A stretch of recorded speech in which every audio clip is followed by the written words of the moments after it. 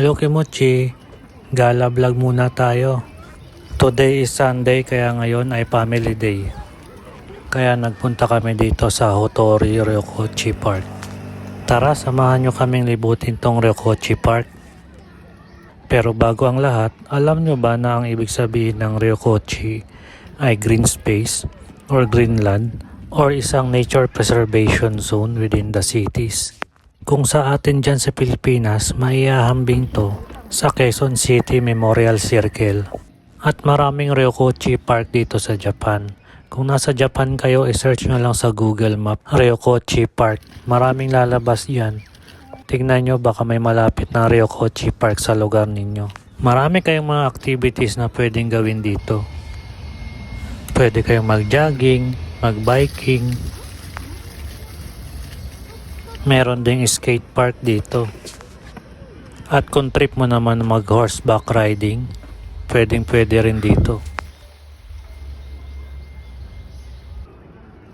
At meron din silang malaking pond dito.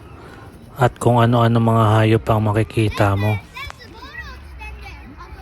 Katulad lang na itong isang to na lumalangoy. Ikaw Kimochi, alam mo ba kung anong klaseng hayop yan? Para siyang malaking daga, di ba? Pero hindi siya daga.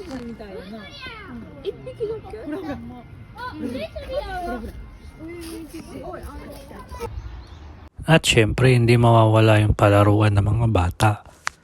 Pwede din pala kayo mag-barbecue dito kasama ng mga kaibigan at pamilya ninyo. At meron ding Starbucks sa loob mismo ng park. Di ba ang laki ng lugar? Sa sobrang laki nito, marami ka pang mga activities na pwede pang gawin. At meron ding mga food cart dito. Gusto nyo mag-picture lang, enjoy yung paligid, mag-relax, pwede.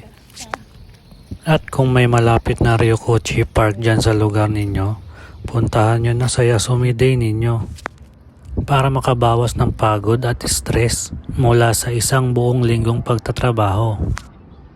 Hanggang dito na lang muna mga Kimochi. Abangan nyo sa next video. Marami pa tayong papasyalan dito sa Japan.